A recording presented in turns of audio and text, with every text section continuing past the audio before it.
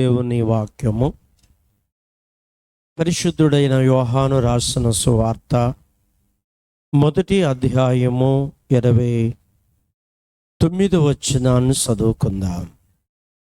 మరునాడు యోహాను యేసు తన యొద్దకు రాగా చూచి, ఇదిగో లోక పాపములు మోసుకుపోవు దేవుని గొర్రె పిల్ల. చిన్న ప్రార్థన చేసుకుందాం. పరిశుద్ధుడా, ప్రేమగల దేవా, కృపగల దేవా, మీ ఘననామమునకు బంగారు పాదములకు లెక్కలేని వందనములు, స్తోత్రములు, స్తుతులు, మరణాతులు, ప్రణతులు, వినతులు, మంగళహారస్సులు చెల్లించుకుంటున్నాము. దేవా, శిలువ శ్రమల ధ్యాన దినాలలో 3వ ఆదివారముగా నీ సన్నిధిలోనికి మమ్ము నడిపించినందుకు మీకు వందనములు, స్తోత్రములు. దేవా, ఇంతవరకు నాయన నీవు తోడయుని నడిపిస్తూ ఉన్నావు. ఈ సమయంలో కొద్దిసేపు నీ మాటలు మేము ధ్యానము చేయుచుండగా మాతో మీరు మాట్లాడండి. చదివిన వాక్యములో, చదవబోయే వాక్యములో ఉన్న 3 శిలువల చరిత్రను గురించిన కొన్ని సంగతులు, కొన్ని విషయాలు మాకు బయలుపరిచి మాతో మాట్లాడమని మా మంచి బోధకుడైన యేసు నామమున ప్రార్థిస్తున్నాము పరమ తండ్రి, ఆమేన్. శిలువనాథుడైన యేసు ప్రభు దీవెనలు ఈ శిలువ ధ్యాన కూటములో పాల్గొని ఉన్న మనందరికీ కలుగును గాక, ఆమేన్. మరణాత. కూర్చుందాం. ప్రియులారా, ఈ దినము మన పాఠము 3 శిలువలు. ఉదయకాలము మనము ఏ వాక్యం ధ్యానం చేస్తాం, లేక ఏ అంశం మీద అమ్మా? శిలువ మన కొరకే. ప్రియులారా, ఉదయకాలము శిలువ మన కొరకే అంశం మీద ఆరాధనలో దేవుని వాక్యాన్ని ధ్యానం చేసుకున్నాం. మరి ఈ సమయంలో అయితే ఈరోజు మన ఆత్మీయ తండ్రి దైవజనులు దేవదాసయ్య గారు 3వ ఆదివారముగా అనగా శిలువ శ్రమల ఈ ధ్యాన దినాలలో ప్రారంభమైన తర్వాత ఇది 3వ ఆదివారముగా 3 శిలువలను గురించినటువంటి విషయాలు ప్రియులారా తెలియపరిచిన వారై ఉన్నారు. వాటిలో కొన్ని సంగతులు ప్రియులారా మనము ధ్యానము చేసుకుందాము. ఈ 3 శిలువలలో 3 శిలువలంటే బహిరంగ 3 శిలువలు కాదు, కనిపించే 3 శిలువలు కాదు. కనిపించే 3 శిలువలు అవి వేరు. యేసుక్రీస్తు ప్రభు యొక్క శిలువ, ఆయన కుడి ఎడమల 2 దొంగలు సిలువేయబడ్డారు. అంటే ఆ దొంగలిద్దరూ యేసయ్య. 3 శిలువలు మనం ఇవాళ ధ్యానించేది అవి కావు. యేసుక్రీస్తు ప్రభువారులో 3 శిలువలు. యేసుక్రీస్తు ప్రభువారులో ఎన్ని శిలువలు? 3 శిలువలు. ప్రియులారా, ఈ 3 శిలువలు ఏమిటి అంటే, 1 లోక పాపముల ఒక శిలువ, 2 లేని నేరముల ఒక శిలువ, 3 కర్ర శిలువ. ఏ శిలువ అంటండి? కర్ర శిలువ. ప్రియులారా, ఈ 3 కూడా ప్రియులారా, 1 ఆత్మకు విచారము కలిగించే శిలువ, 2 మనసుకు బాధ కలిగించే శిలువ, 3 శరీరమునకు బాధ కలిగేటువంటి శిలువ. ప్రియులారా, ఈ 3 శిలువలు ఈ దినం మనం ధ్యానం చేస్తున్నాం. ఈ 3 శిలువలలో మొదటి శిలువ ఏమిటంటే లోక పాపములు శిలువ. ప్రియులారా, దైవజనులైనటువంటి దేవదాసయ్య గారు దీన్ని 3 భాగాలు చేశారు. 1 కయన్న కాడు నుండి యేసుక్రీస్తు ప్రభు వారు దాకా కూడా ఒక శిలువ, పాపములు అంటే పాపములు ఒక శిలువ.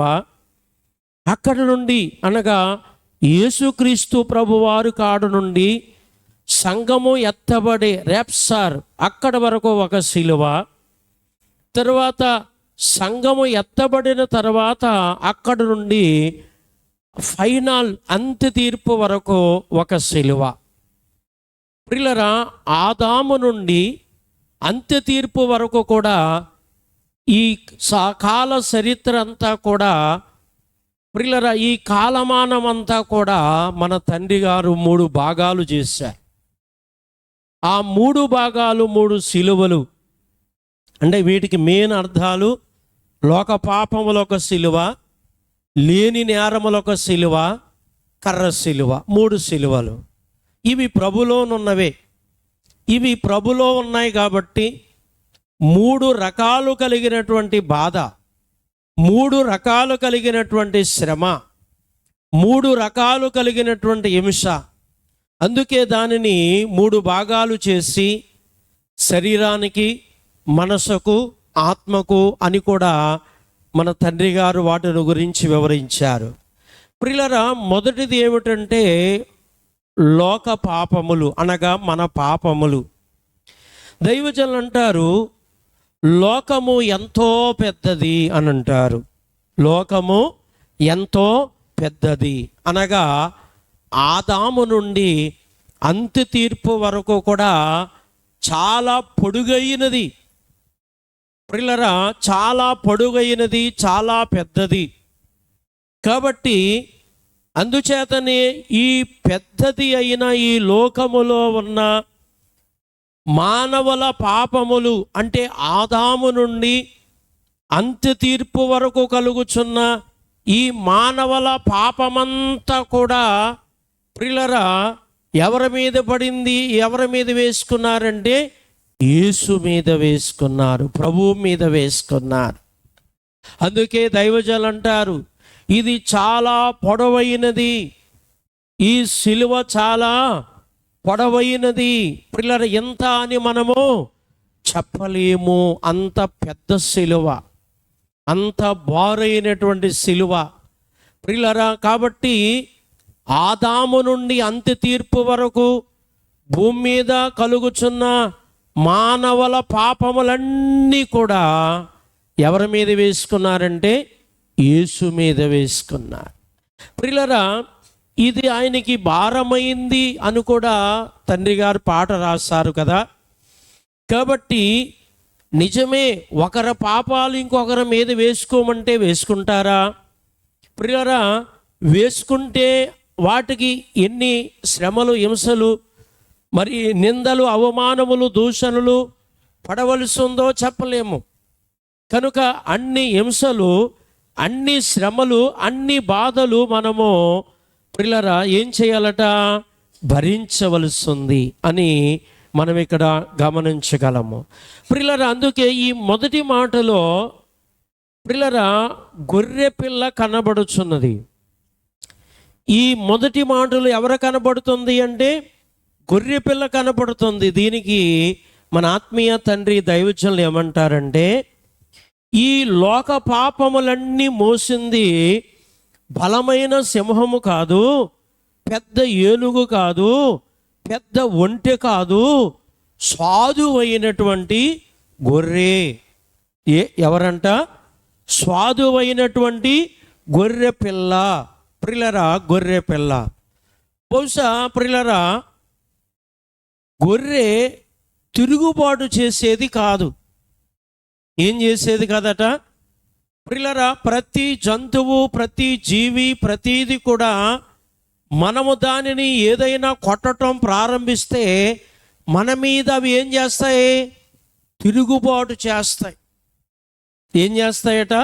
తిరుగుబాటు చేస్తాయి. ప్రియులారా, ఈ గొర్రె మాత్రం ఈ గొర్రెలో స్వాదువు అయిన మనస్సు. ప్రియులారా, అంటే తిరుగుబాటు లేదు, ఏమి లేదట. మన మీద తిరుగుబాటు చేయదు, తిరుగుబాటు లేదు. ప్రియులారా, ఎన్ని హింసలు చేసినా, ఎన్ని బాధలు పెట్టినా, ఎన్ని దెబ్బలు కొట్టినా ప్రియులారా భరించేటువంటి మనస్సు ఎవరికి ఉంది? ఈ గొర్రె పిల్లకుంది ప్రియులారా. అందుచేతనే ఇక్కడ మనం చదువుకున్నటువంటి ఈ వాక్యములో లోక పాపములు మోసుకుపోవు దేవుని గొర్రె పిల్ల, లోక పాపములన్నీ మోసుకుపోవు దేవుని గొర్రె పిల్ల. ప్రియులారా, ప్రభువు భూమి మీదకి ప్రేమ అనే లక్షణముతో వచ్చారంట. ఏ లక్షణముతో వచ్చారు? ప్రేమ అనేటువంటి లక్షణముతో వచ్చారంట. ప్రియులారా, దేవుని యొక్క లక్షణాలు మనము ప్రియులారా రక్షణ సంకల్పన సాట్లో చూస్తూ ఉంటాం. ప్రియులారా, అక్కడ ఉన్నటువంటి 10 లక్షణాలలో, ఆ 10 లక్షణాలలో ప్రియులారా ఏ లక్షణం అంటే ప్రేమ. మనం దయ లక్షణాలు శుద్ధి చేస్తాము కదా. దేవా నీవు ప్రేమవై ఉన్నావు. ఏమై ఉన్నావంట? దేవా నీవేమై ఉన్నావు? ప్రేమవై ఉన్నావు. ఇంకా మ్యాటర్ ఉందనుకోండి, కానీ ముందు దేవునిలో ఉన్నటువంటి ప్రేమ. ప్రియులారా, యేసుక్రీస్తు ప్రభువు కూడా ఈ ప్రేమ అనే లక్షణముతోనే ప్రభు వచ్చారు. ప్రియులారా, ఎందుచేత అనంటే ప్రేమ కార్యం చేస్తుందట. ప్రేమ ఏం చేస్తుంది? కార్యం చేస్తుందట. ప్రేమ ఏం చేస్తుంది? కార్యం చేస్తుంది. ఇక్కడ ఒక మాట చెప్తాను మీకు. ప్రియులారా, మీ ఇంటికి ఎవరైనా ఏదైనా రైస్ కోసమో, బియ్యం కోసమో, లేక ఏదైనా కూరగాయల కోసమో, ప్రియులారా ఇంకా ఏ అపరాల కోసమో అప్పుకు వస్తారనుకోండి, వాళ్ళంటే మీకు ప్రేమ ఉంటే, అమ్మా వాళ్ళంటే మీకు ప్రేమ ఉందనుకోండి, మీకు ఆ పూటకేముంది, పొద్దున్న వండేసుకున్నారు, ఇంకా సందాలు వండుకుంటానికి ఉంది, ఇంకా వాళ్ళ మీద ప్రేమ ఉంది కాబట్టి ఏం చేస్తారు? ఇచ్చేస్తారు. ఏముంది? డబ్బా నిండా ఉందనుకోండి, వాళ్ళంటే మీకు ఇష్టం లేదనుకోండి, అప్పుడు ఏం చేస్తారు? నీళ్ళు ఖాళీ లేదే అయిపోయిందని. అంటే ఏమి లేదు, వాళ్ళంటే ఇష్టం లేదు. ఇష్టం లేదు కాబట్టి డబ్బా నిండా ఉన్నా కానీ లేదని చెప్తాం, ఒక మాటతోటి పోతారని. వాళ్ళంటే మీకు ప్రేమ అంటే ఏమవుతుంది? అక్కడ ఆ పూటకు మీరు వండుకోవాలి, ఆ పూటకి ఏముంది, అయినా సరే ఆ ప్రేమను బట్టి ఇచ్చేస్తారు. ప్రేమ ఏం చేసింది? కార్యం చేసింది. ప్రేమ లేకపోతే కార్యం జరగదు. అలాగనే యేసుక్రీస్తు ప్రభువారు కూడా ఈ లోకానికి ప్రేమ అనే లక్షణముతోనే వచ్చారు. ఆయన కొట్టినా, తిట్టినా, అవమానపరిచినా, దూషించినా, ఎన్ని చిత్రహింసలు చేసినా, ప్రియులారా ఎవరిష్టానుసారంగా వాళ్ళు ఆయన చేసినా ఇక తిరుగుబాటు చేసే మనసుతో ఆయన రాలేదు. ఆ హింసలన్నీ పడటానికి, భరించటానికి, పొందటానికి, సహించటానికి ప్రియులారా ఏ లక్షణముతో వచ్చారు? ప్రేమ అనేటువంటి ఆ లక్షణముతో వచ్చారు కనుక ఇక తిరుగుబాటు లేదు. అందుకే ఈ మాటలో, మొదటి మాటలో లోక పాపములు మోసుకుపోవు దేవుని గొర్రె పిల్ల అంటే మన పాపములన్నీ కూడా యేసు పైన వేసుకుని, మన నేరములన్నీ కూడా యేసు పైన వేసుకుని ప్రియులారా, అందుకే లోక పాపములనేటువంటి సిలువ. ఏ సిలువ అంటండి? లోక పాపములనే సిలువ. అందుకే అయ్యగారు ఈ 3 సిలువలను గురించినటువంటి 34వ పాటలో లోక పాపములు ఏకంబుగా నీపై వేసుకుంటేవి, నీకు ఆ కాడి పెద్దదై అధిక భారంబయ్యను. అది మొదటి సిలువ. ఆ కాడి పెద్దదై అధిక భారమయ్యను. దేవునికి మన పాపములు పిల్లర ఎంతో భారమైన వాటిని. ఒకలయ్యా, ఇద్దరయ్యా పాపాలు? ఆదాము నుండి అంతవరకు ఎన్ని వేల లక్షల కోట్ల జనాభా ప్రియులరా భూమి మీదకి వస్తున్నారో వీళ్ళందరి పాపాలు ఆయన మీద వేసుకున్నారు. మనందరి నేరాలు ఆయన మీద వేసుకున్నారు. మనందరి శిక్షలన్నీ ఆయన మీద వేసుకున్నారు. ఇది సామాన్యమా? కాదు ప్రియులరా. అందుచేతనే బాప్తిసమిచ్చు యోహాను గారు యేసును తన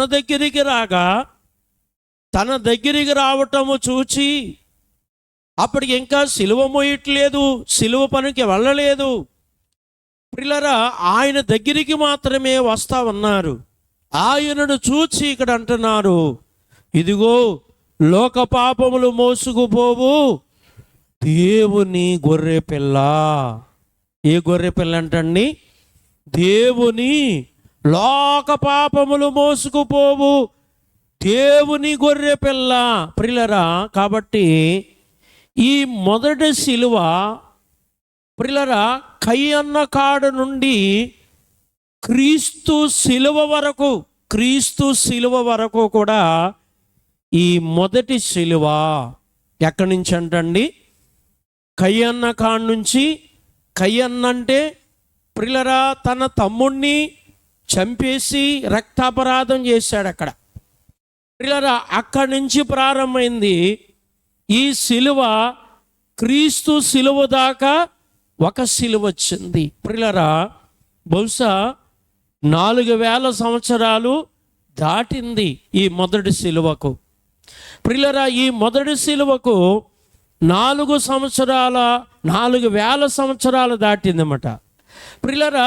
రెండవ సిలువ మరి సిలువ దగ్గర నుంచి, సిలువలో ప్రభువు చనిపోయిన తర్వాత కాడ నుంచి, అంటే మనము ఆదామవ్వలైనటువంటి వారు చేసిన పాపము, రక్షకుడు వస్తాడు, పాప పరిహారం చేస్తాడని ప్రవక్తలు, దైవజనులు ప్రియులరా ఎందరో ఎన్నో రకాల బోధలు, ఎన్నో రకాల మాటలు, ప్రవచనాలు, దేవుని వాక్కు ప్రియులరా ఇవన్నీ మనకు కనబడతాయి. ప్రభు వస్తారు, పాప పరిహారం చేస్తారు, రక్షణ ఇస్తారు, ప్రభు వచ్చినట్లయితే మన పాపాలన్నీ పోతాయి ప్రియులరా అనేది ఒక సిలువగా ప్రియులరా ఇక్కడ మనం ధ్యానిస్తాం. నిజమే, ఆదాము నుండి క్రీస్తు వరకు ప్రభు భూమి మీదకి వచ్చారంటే రక్షణ తెచ్చేశారు. అక్కడ రక్షణ తేవటము కాదు, రక్షణ కలగటానికి ఏం చేయాలో, ఏ కార్యము చేయాలో అది సిలువ మరణమే ప్రియులరా. కనుక అది చేశారు, అందుకే అదే రక్షణ. రెండవ సిలువలో మనము చూస్తే ప్రభువు సిలువ తర్వాత కాడ నుండి రాకడ వరకు ప్రియులరా, అంటే క్రీస్తు సిలువ తర్వాత రాకడ వరకు ప్రియులరా ఇది రక్షణ వార్త కాదు. మరలా ఇదే వార్త కాదు అంటే బాగా అర్థం చేసుకోండి. రక్షణ లేకపోతే ఎలా వస్తుందని కొందరు అంటారు. దాన్ని అర్థం చేసుకోవాలి మనం. ఆదాము నుండి క్రీస్తు సిలువ వరకు రక్షణ కార్యక్రమం కనబడుతుంది. క్రీస్తు సిలువ కాడ నుంచి ఆయన భూమి మీద సంఘం సిద్ధపడిన సంఘాన్ని తీసుకెళ్లే వరకు కూడా రాకడ కనబడుతుంది. ప్రభువు సిలువ మరణమైన తర్వాత ఏం చెప్పారు? యోహాను సువార్త 14వ అధ్యాయంలో మొదటగానే చూడండి, ఒకసారి త్వరగా చూడండి. ప్రభువు సిలువ మరణం అయిపోయిన తర్వాత ఆరోహణ సమయములో ప్రభువు చెప్పిన మాటలు, మీ హృదయములో కలవరపడనీకండి, దేవుని యందు విశ్వాసం ఉంచుచున్నారు, నా యందును విశ్వాసం ఉంచండి. నా తండ్రి ఇంట అనేక నివాసాలున్నాయి, లేని ఎడల మీకు ముందుగానే చెబుతును. నేను వెళ్ళిపోతున్నాను, ఎందుకంటే మీకు స్థలము సిద్ధపరచ వెళ్ళుచున్నాను.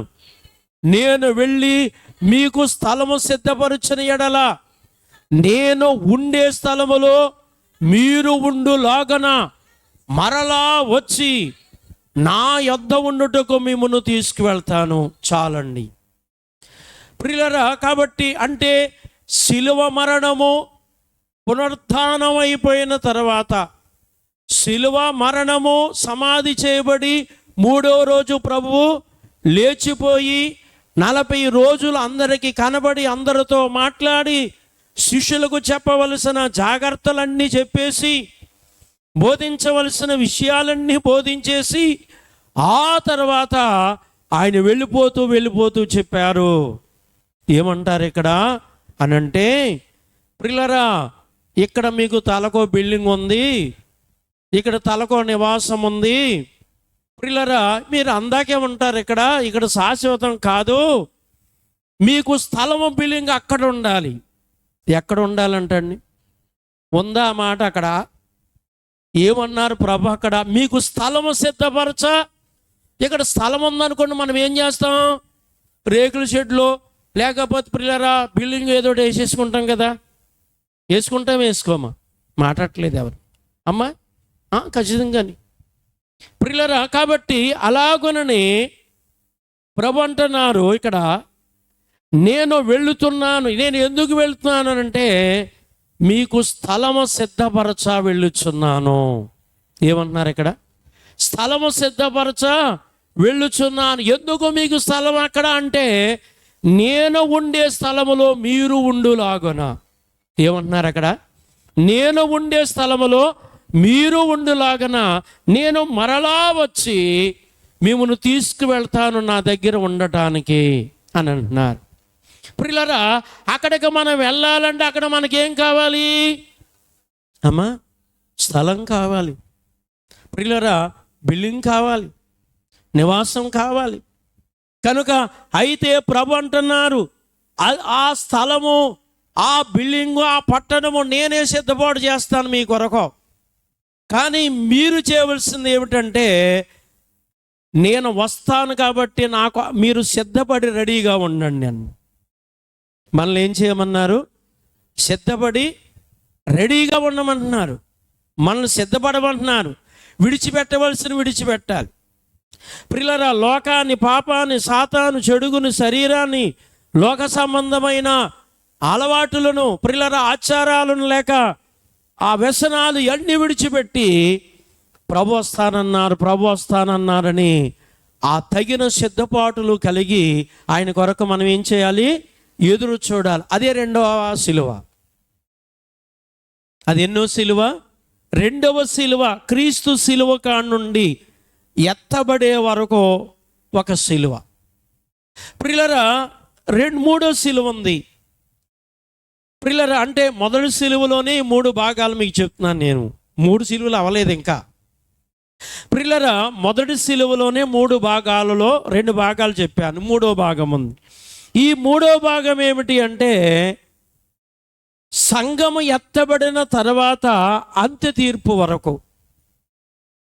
సంఘము ఎత్తబడిన తర్వాత మరలా అంత్య తీర్పు వరకు కూడా ప్రియులారా అది ఒక సిలువ. ప్రియులారా, ఆ సమయం ఎంత ఉంటుందంటే మనం చెప్పలేము. మొదటి సిలువకు 4004 సంవత్సరాలు పట్టింది. ఏ సిలువకి? మొదటి సిలువకు. రెండో సిలువ ప్రియులారా 2025 సంవత్సరాలు అయింది కానీ పూర్తి అవ్వలేదు.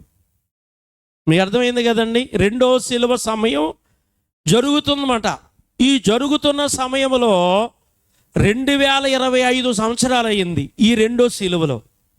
ఈ రెండో సిలువ కూడా ఇంకా పూర్తి కాలేదు. ప్రభు ఎప్పుడైతే వచ్చి సిద్ధపడిన వారిని తీసుకెళ్ళిపోతారో ఈ రెండో సిలువ పూర్తవుతుంది.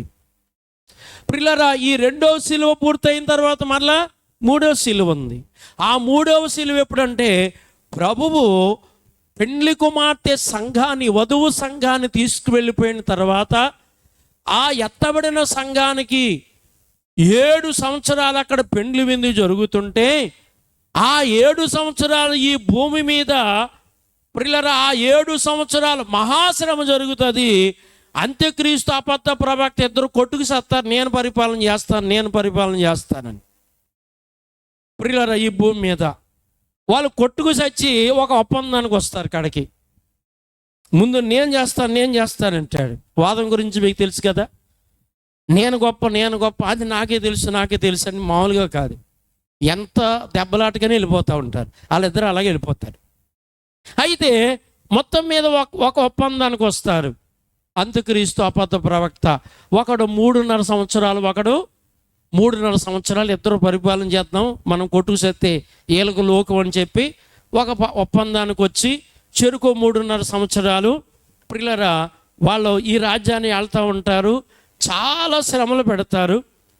7 సంవత్సరాలది. ఎత్తబడిన సంఘానికి శ్రమలు లేవేక. పెండ్లి కుమార్తె ప్రభువు దగ్గర ఉండి 7 సంవత్సరాలు. ఏ విందు? పెండ్లి విందు. ఏ విందు అంటండి? ఇప్పుడు పెండ్లి విందు మనం గుర్తు చేసుకోకూడదు. ఆల్రెడీ మనం ఉపవాసాల్లో ఉన్నాము, శిలువ ధ్యానాల్లో ఉన్నాము. కానీ పెండ్లి విందు అంటే ఏమిటి? మాట్లాడలేదు ఇలా అంటున్నాడు. మటను, చికెను, చేపలు, రొయ్యలు, పీతలు, బోల్ ఐటమ్స్తో భోజనాలు ఎట్టేస్తారు కొందరు. అందరూ ఎట్టలేండి కదండి పిల్లరా. అక్కడంట ఇక్కడైతే పెళ్లి విందు ఓ పూట పెడతారు, అలాగా ఇవన్నీ వేసి ఓ పూట పెడతారు. కానీ అక్కడ 7 సంవత్సరాలంట రోజు ఈ ఐటమ్స్ అంతా వేసి రోజు ఎన్ని సంవత్సరాలు పెడతారట?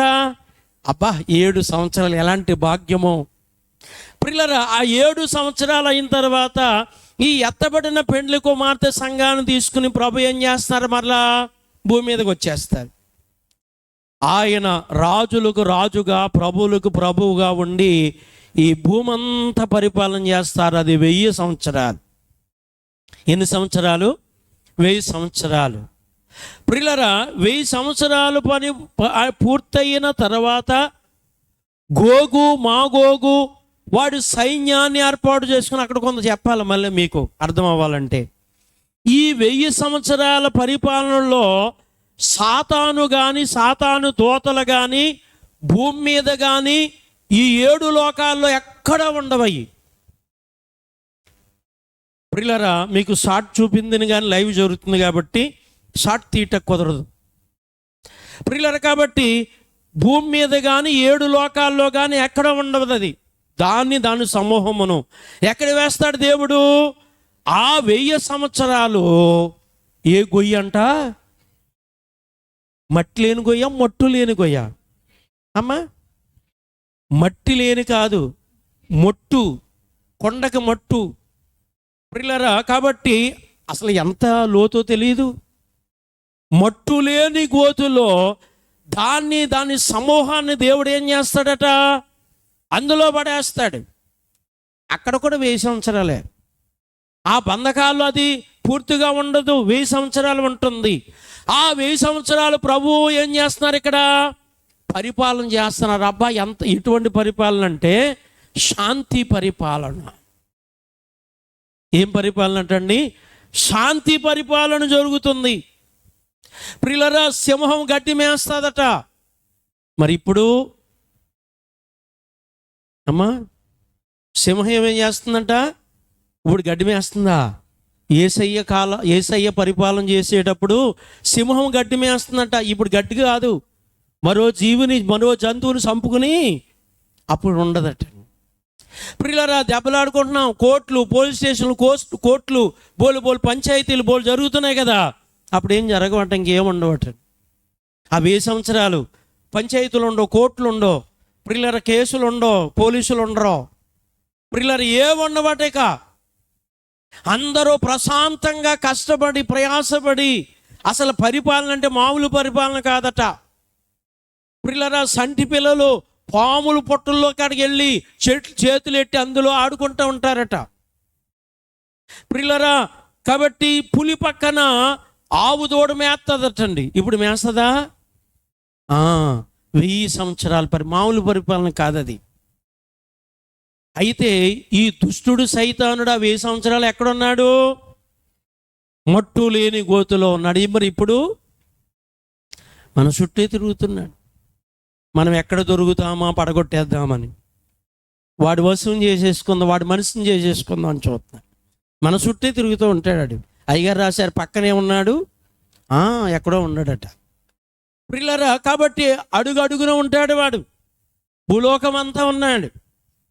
ఆ 1000 సంవత్సరాలు మాత్రం ఉన్నాడు. ఈ మట్టు లేని గోతులో 1000 సంవత్సరాల కటిక చీకటిలో ఆ బంధకాల్లో ఉన్న వాడికి బుద్ధి రాదు. వాడు మరలా వచ్చి దేవుడు విడిచిపెడతాడు కొంత సమయం. విడిచిపెట్టిన తర్వాత గోగు మాగోగు అనేటువంటి సైన్యాన్ని వాడు ఏర్పాటు చేసుకుని దేవుని మీదకి యుద్ధానికి వస్తాడు. ఎక్కడ యుద్ధం అది? అర్మగెద్దోను అనేటువంటి చోట యుద్ధం జరుగుతుంది. ప్రియులారా, ఆల్రెడీ ఇజ్రాయిల్లో ఉందంట ఆ ప్లేసు. ఆ ప్లేసు ఇప్పుడు వాళ్ళు కూడా జరుగుతారంట. ఆ ప్లేస్ కోసం భయపడతారంట. అక్కడ ఇల్లు కట్టుకుంటాం కానీ, అక్కడ సిటీ కానీ ఇంకేముండదట, అంతా ఎడారిగాను వదిలేశారట. ప్రియులారా, ఆ ప్రాంతాన్ని ప్రియులారా, అక్కడ ఈ గోగు మాగోగు భూలోకంలో కొంతమంది సైన్యాన్ని ఏర్పాటు చేసుకుని దేవుని మీదకి యుద్ధానికి వస్తాడట. ప్రియులారా, యుద్ధములో వాడి సైన్యము పతనమవుతుంది, ఓడిపోతారు. ప్రియులారా, అప్పుడు ఆ సాతాను దాని సైన్యాన్ని తీసుకుని ఎక్కడ పడేస్తాడు దేవుడు? మత్తయి సువార్త 25:41 అపవాది వాని దూతలకు ఏర్పాటు చేసిన నిత్య ఆ నరకాగ్ని గుండం దాంట్లో పడేస్తాడు. ఇంక మళ్ళీ బయటకు వస్తాక లేదిక. ప్రియులారా, వాడిని బంధిస్తాడు. వాడి మాట విన్న వారందరూ వెళ్ళిపోతారు వాడితో పాటు. వాడు దూతలే కాకుండా మనుషులు ఎందరైతే దేవుని మాట వినకుండా ఆ సాతాను కల్పించే వాని మాటలన్నీ వింటున్నారో వాళ్ళు కూడా వెళ్ళిపోవాల్సిందే వాడితో పాటు. ఎక్కడికి? ఆ నిత్య నరకాగ్ని గుండంలోనికి. ప్రియులారా, 3వ శిలువ అంటే బహుశా మన లెక్కలలో 7 సంవత్సరాలు ఎత్తబడిన తర్వాత, ప్రభు భూమి మీదకి వచ్చిన తర్వాత 1000 సంవత్సరాలు, 1007 సంవత్సరాలు ఈ గోగు మాగోగు సాతాను విడిచిపెట్టిన తర్వాత వాడు గోగు మాగోగు వాళ్ళ సైన్యాన్ని పూడ్చుకుని దేవుని మీదకి యుద్ధానికి వస్తాడు. యుద్ధం జరుగుతుంది. అది ఎంతకాలం పడుతుందో తెలియదు. అది ఎంతకాలం అవుతుందో ఆ గోగు మాగోగుతో ప్రియులారా వాడు కూర్చుకుని ప్రభు మీద యుద్ధానికి రావటానికి అది ఎంత సమయం పడుతుందో తెలియదు. ప్రియులారా, 3వ శిలువ. అది ఎన్నో శిలువ అంటండి? అంత తీర్పు వరకు ఎన్నో శిలువ అంటది? 3వ శిలువ. మీకు చెప్పింది నేను మొదటి శిలువే చెప్పాను. ఇప్పుడు 2వ శిలువలోకి వెళ్తున్నాను. ప్రియులారా, అంటే మొదటి శిలువలో ఉన్న 3 భాగాలు మీకు చెప్పాను. ఇప్పుడు 2వ శిలువలో ఉన్నటువంటి 3 భాగాలు మరలా చెప్తాను. మీకు త్వరగా చెప్పేస్తాను ఈసారి. ప్రియులారా, 2వ శిలువ ఏంటి? మొదటి శిలువ ఏంటి? లోక పాపములు మోసుకుపోవు దేవుని గొర్రెపిల్ల మొదటి శిలువ. 2వ శిలువ లేని నేరములు. బోల్డ్ వాక్యాలు ఉన్నాయి కానీ ప్రియులారా, ఒక్క వాక్యమైనా మనము చదువుకున్నట ద్వారా కొన్ని విషయాలు మనము గమనించగలము. కాబట్టి ప్రియులారా, ఒక మాటను మనము ధ్యానం చేసుకుంటే, ఆయన మీద మోపినటువంటి నేరములు. ప్రియులారా, మత్తయి సువార్త 26వ అధ్యాయములో ప్రియులారా 26వ అధ్యాయములో 59వ వచనము, ప్రధాన యాజకులను మహాసభవారును యేసును చంపింపవలెనని ఆయనకి విరోధముగా అబద్ధ సాక్ష్యములు వెదుగుచుండిరి. కానీ అబద్ధ సాక్ష్యులు అనేకులు వచ్చి సాక్ష్యమేమీ దొరకలేదు. తుదకు 2 మనుషులు వచ్చి వీడు దేవాలయమును పడగొట్టి 3 దినాలలో దాన్ని కట్టుతానని చెప్పిరి. ప్రియులారా, ప్రధాన యాజకులు నీవే ఉత్తరం ఇవ్వా? నీ మీద పలుకుచున్న సాక్ష్యములు. ప్రియులారా, కాబట్టి ఇలాగా లేని నేరములు, ప్రభువు చేయలేని నేరములు, ప్రభువులో లేనటువంటి నేరములు, ప్రభువు చేయలేని నేరములు, ప్రభువులో లేనటువంటి నేరములు ఎన్నో ఆయన మీద ఏం చేశారట? విరోధముగా మోపిరి. ప్రియులారా, ఆయన మీదకు విరోధముగా మోపారు. ఇందులో 3 మాటలు ఏమిటంటే, దేవుడని చెప్పుకొనుట దేవునికి విరోధమైన నేరము. ఏమని చెప్పారంట ఆయన? నేను దేవుణ్ణే అని స్పష్టంగా ప్రభు అన్నారు. నేను దేవుని కుమారుణ్ణి, దేవుడు నన్ను పంపించారు. దేవుని మీద పెడతారు ఆయన భారం. నేను ఎవరిని అంటే దేవుని కుమారుణ్ణి. ప్రియులారా, ఆయన నన్ను పంపించారు, ఆయన పని మీద నేను వచ్చాను. శిష్యుల దగ్గర అదే చెప్పారు, తండ్రి ఆయన పని మీద నన్ను పంపించారు, ఆ పని పూర్తి చేసి తుదముట్టించుటమే నాకు ఆహారము అని శిష్యులకు ప్రభు చెప్పారు. అయితే ఈ లేని నేరములలో మొదటి మాట ఏమిటంటే దేవుణ్ణి చెప్పుకుని దేవునికి విరోధముగా ఇది ఒక నేరము. ప్రియులారా, సన్హెడ్రేస్ సభ అంటే 70 మంది పెద్దలతో ఉన్నటువంటి సభకు విరోధముగా నేను రాజునని చెప్పినందుకు ఇది ఒక నేరము. గవర్నమెంట్కు విరోధముగా ప్రజలను తిరుగుబాటు చేశారు, ఇదొక నేరము. రెండవ సిలువలో ఉన్నటువంటి అంశాలు ఇవి. లేని నేరాలన్నీ ఎవరి మీద వేస్తున్నారు? అమ్మా, యేసు మీద వేస్తూ ఉన్నారు. మొదటి లోక పాపములన్నీ ఒక సిలువైంది, రెండవది లేని నేరములన్నీ మరొక సిలువ, రెండవ సిలువ. అందుకే ఈ లేని నేరములన్నీ యేసు మీద పడ్డాయి. ప్రియులారా, అందుకే దైవజనులు ఏమంటారంటే ఇది మనసుకు కలిగేటువంటి బాధ. ఇది దేనికి కలిగే బాధ? ఆయన మనసుకు. ప్రియులారా, కాబట్టి ఇది పైకి కనిపించే బాధ కాదు, ఇది లోపల బాధ, లోపల వేదన. ప్రియులారా, అందుకే ఈ రెండవ సిలువలో లేని నేరములన్నీ ఆయన మీద వేసుకున్నారు. ఇది రెండవ సిలువలో. ప్రియులారా, మూడవ సిలువలో చూస్తే మూడవ సిలువ ఏమిటంటే కర్ర సిలువ. మూడవ సిలువ ఏమిటంట? కర్ర సిలువ. అంటే ఆయన మోసినటువంటి సిలువ, ఆయనను క్రొంగ చేసిన సిలువ. ప్రియులారా, కాబట్టి ఈ కర్ర సిలువ అందుకే ఉదయకాలం మన ధ్యానంలో కూడా కొంతవరకు ఆ మాటలు ధ్యానం చేశాం. ఆ సిలువపై మన పాపాలన్నీ వేసుకుని, మన నేరములన్నీ వేసుకుని, మన శాపదోషాలన్నీ వేసుకుని, ఎవరిపైనట? ఆ కర్రపై వేసుకుని ఆయనను క్రొంగ చేసినటువంటి సిలువ. ప్రియులారా, అందుకే ఇక్కడ ఈ సిలువకు దైవజనులు చెప్పిన 3 మాటలు ఏమిటంటే, ఒకటి ఆత్మకు విచారణ కలిగించిన సిలువ, 2 మనసుకు బాధ కలిగించిన సిలువ, 3 శరీరానికి బాధ కలిగించిన సిలువ. ఈ కర్ర సిలువ ద్వారా ఈ 3 రకాల బాధలు ఈ ప్రభు కలిగినాయట.